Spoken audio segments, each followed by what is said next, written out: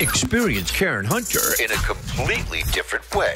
Karen Hunter is awesome. The podcast. If you like me on SiriusXM Urban View Channel 126, you're going to love me. And Karen Hunter is awesome. Hey, this is Karen Hunter, host of The Karen Hunter Show on SiriusXM's Urban View. Karen Hunter is awesome is an actual podcast to bring heat and energy and knowledge and power. A 1-2 punch that I don't think you get anyplace else. Tell the truth. So check out the podcast. Wherever you get your podcast, you will not be disappointed.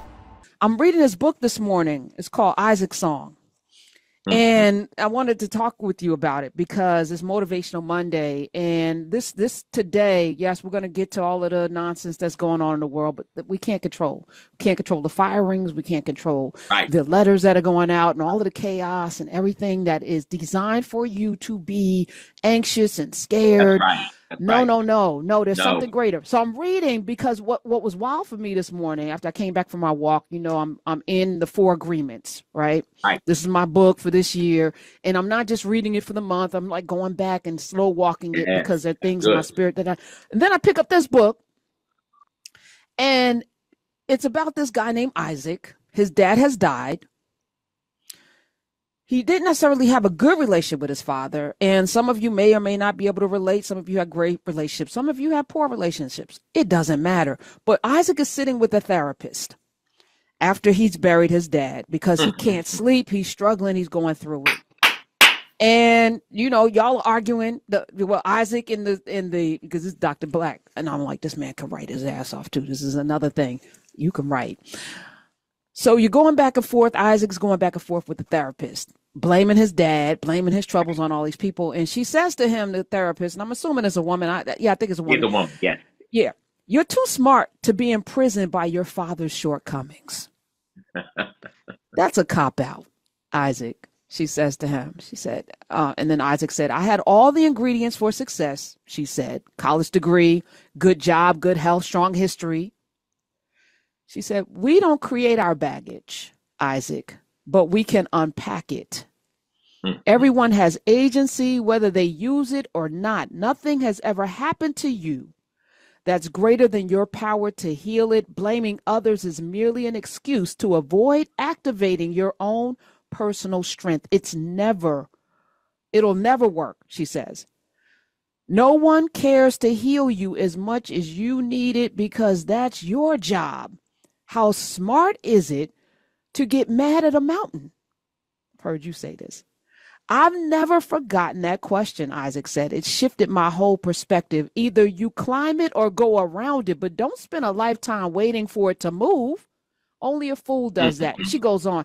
I said, man, now what was wild in the 4 agreements, it was talking about what we agree to, the stories that we grow up with, the things that our parents have imbued in us and taught us from the church and this and that. Right. But we've agreed to those stories, even if they don't serve us, right? Who we are as people, we've agreed to it. We agree. And then we get mad because we don't want to change. Not really.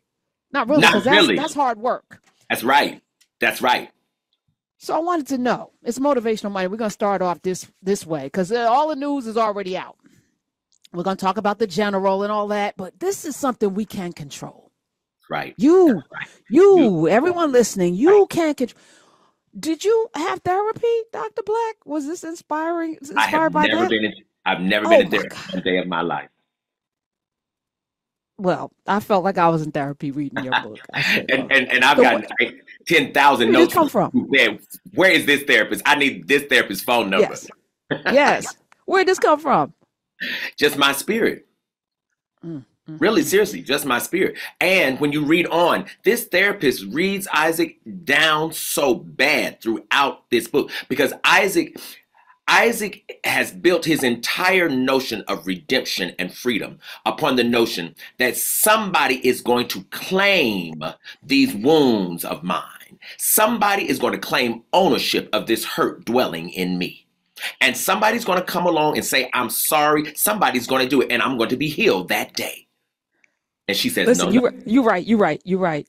If your father apologized to you right now, you wouldn't be freer. He would.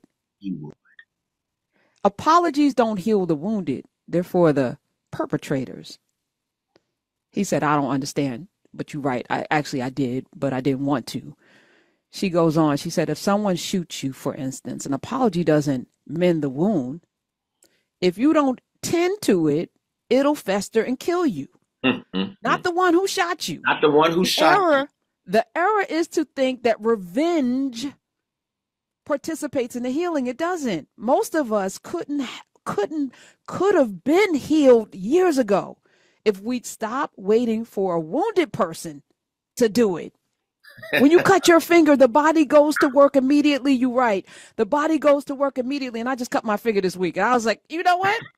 That is happening in real time. Without your permission, your body is healing itself. It doesn't care who committed the act. It has the power to restore. So that's what it does. I said, this man, Dr. Black, let me just say, there's a debate going on about whether people should read novels and whether novels are frivolous. Where you find your humanity is in these kinds of words, because so thank you. Thank you. Yes, ma'am. Yes, ma'am. Yes, ma'am. And I was telling the class, and I had a student who literally walked out of class when I said this the other day, but not because he was angry, because he said it so changed his world. Our trauma is a fiction too. See, we agreed to something. Somebody created a narrative and we agreed to it. And because here's what's deep, if we're not careful, and here's how you know it's a fiction. In some ways, the trauma seems to be stopping us more than it did the people to whom it happened. How in the hell they building schools in 1860 and we seemingly can't go to an air-conditioned one today? Come on. But I was also thinking about how there are people who are living in this narrative. You know, my parents, my mother, my father was an alcoholic. I heard that story today. But it's like, my parents beat me, or my mother didn't see me, or, they didn't validate me. They didn't push me. They didn't, they. You're now a grown person living in a body with a life that, even, and that was the most poignant thing, not the most, because all of this is poignant, but to say, that person was limited. Your parents might have been limited. The people that raised you might have been limited. Maybe you were adopted. Maybe that was the best they could do, but it doesn't stop you from being great. And come on. What it took me a lifetime to realize, Karen, is when two people, hey gosh, help me today. When two people get together and create, they give the offspring both of their capacities. But each one of them only has the one capacity they brought. See, you get twice the capacity of your parents. You get twice the capacity of your parents. Your parents have half the capacity that you have. So as all those people said, my parents hurt me, my father was an alcoholic. All of that's true. All of that's true. But the thing, if nothing else, I come by to say today, truth is not the highest virtue. It is true that our parents wounded us. That is true. It's true. But the medicine for the healing was in the body before the wound even came. So if you're holding on to the wound, you don't want to be well. You're denying the very power of your own being, of your own essence, because it's so much easier to be pitiful than to be excellent. That part, it is. We live in a hypercritical world, but there's not a whole lot of healing and production happening, which tells me everything you're saying is right? Absolutely. Because we complain about the government and this and that, and it's all happening. You're right. It's all happening. Absolutely. And what is our responsibility? I'm going to do a sound call for a moment very quickly. Going back to Luther and Roberta Flack. What most people don't know that Roberta Flack was also saying to Luther was, when Roberta Flack walked in that day, and Luther was doing the sound check on behalf of Roberta, right? And some people, you might have to be a musician to get this. Luther was singing her part. He was singing her notes, but he's a man. See, that's what people are missing. He wasn't just saying if the mics worked. He was singing her notes. And that's what, who is this man who can sing in his range and mine? But see, again, the more as we go forward, see, something is wrong if I look Frederick Douglass in the face and tell him I'm tired of writing. I'm not going to do that. I can't do that. You were saying something that maybe not everyone can hear. And I'm just, I just wanted to spend some time in gratitude today because I'm just so grateful. I'm so grateful that I get to be this level of like, and when I say level, it's not, and there are levels, right? There are levels. There are levels. I want to play another clip and we're going to get to the calls, but when you coming in is almost like, I can't wait to talk with you. And then I felt like I talked with you today reading Isaac's song because I wasn't going to really read it because, I didn't read the prequel. And I was like, but you don't have to because they stand alone. No, I know. I just said, let me pick it up and see. Wow. First pages, I'm in. I don't know Isaac or his daddy, but I'm in. And then when I got to the therapy, I said, sir, you have done something here, which I didn't expect. So let me just say, and out of courtesy, I'm going to read your stuff just because, I love you. But this is a good book. And I think I texted you. I said something cryptic, like, you are amazing or something. I don't know what I said, but I know in the moment I had to let you know how I was feeling. But Kwame Ture, because we're in another space where there's like black elites and you Boule Negroes and, all this, downgrading education and academia as we sit in a month created by a man that became the second to get a PhD from Harvard. Not that Harvard's valuable, but they said it was valuable. So right. W.B. Du Bois, whose birthday was yesterday, they said it was valuable. So he already had a degree. He went and got another degree. That's right. And then had to go get it, from Harvard because they didn't recognize the first degree to get the PhD in the first. So knowing stuff is important. Critical. But we're in a space where people, maybe you don't feel like you can read. Maybe you have not done it, period. So it's intimidating and daunting for you, like math. We got this math guy, but we're coming back on Thursday with math and Akil Parker. We're going to get this because it's in us to get.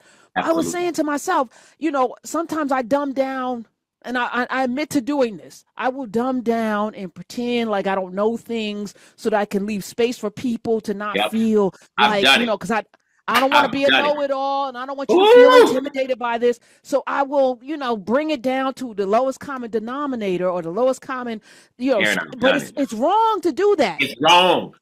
Let me just play. Let me play this clip. Kwame Ture, Stokely Carmichael, Kwame Ture, who looks just like Great Carr. He was at one of these things giving a speech, and somebody yelled at him or was saying you're using all these philosophical words. Let me play the clip, Smith. Like, I was born and raised on a farm, and I can't use all these philosophical words, so forth and so on. And I went a year and a half of junior college, but I didn't get a degree. As a brother born on a farm, if I use words which you don't understand, please, let me tell you that what you should do is to write those words down and go study them and know them as well as I know them. Because there's nothing I can do that you can't do. And you must never let anybody whoop you with any knowledge because it belongs to everybody.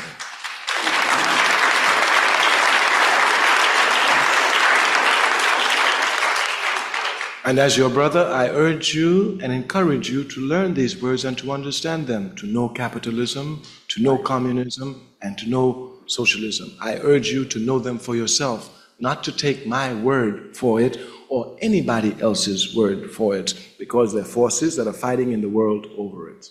Mm-hmm. Karen, I want to share with you something very quickly. When I was in graduate school, I had a professor, this was 30-something years ago, and she asked me where I was from, and I told her I was from rural Arkansas.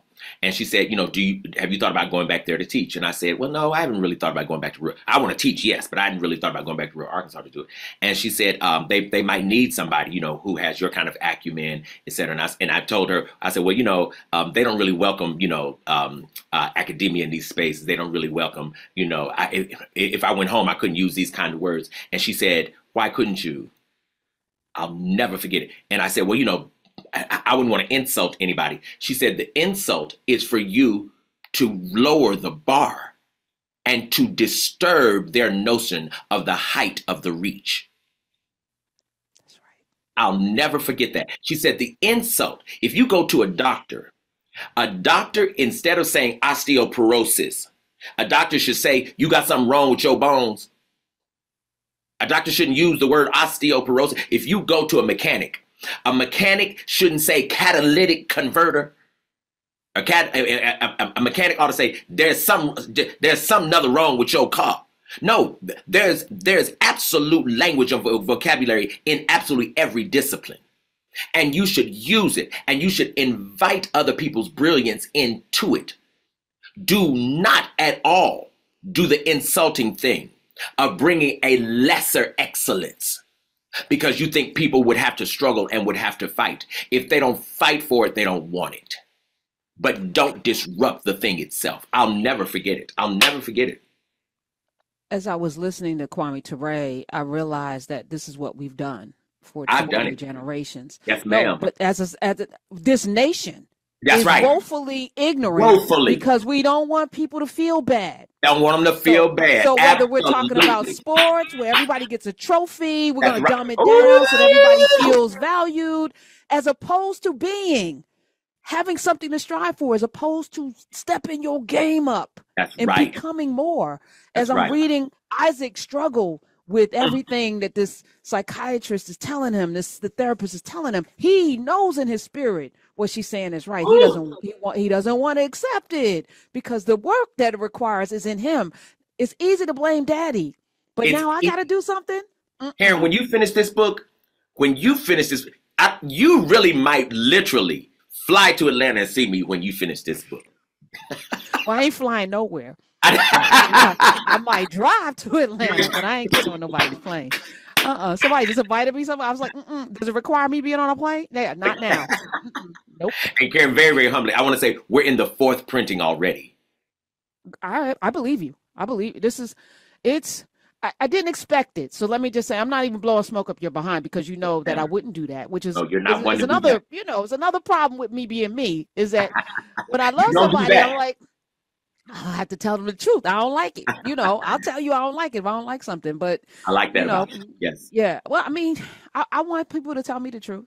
That's right. That's right. I invite not the callers, because y'all sometimes be wayward. But people in my life that know me, I invite them to check and challenge me. I want people around me who are going to say, "No, that you probably shouldn't do that." Absolutely. Or, I've had actually one of my producers has back read 3 of my books. And before I submitted them, and 2 of them, they were like, this is not your best. You can do better. I was like, I don't want to. And they were like, no, this is not good. This is not good. It's not good. Right. And I don't know what to tell you. And I was like, they were right, though. So I had to go back and. Right. That's right. Yeah. That's Sankofa. Experience Karen Hunter in a completely different way. Karen Hunter is awesome. The podcast. If you like me on SiriusXM Urban View Channel 126, you're going to love me. And Karen Hunter is awesome. Hey, this is Karen Hunter, host of The Karen Hunter Show on SiriusXM's Urban View. Karen Hunter is Awesome is an actual podcast to bring heat and energy and knowledge and power. A 1-2 punch that I don't think you get anyplace else. Tell the truth. So check out the podcast wherever you get your podcast. You will not be disappointed.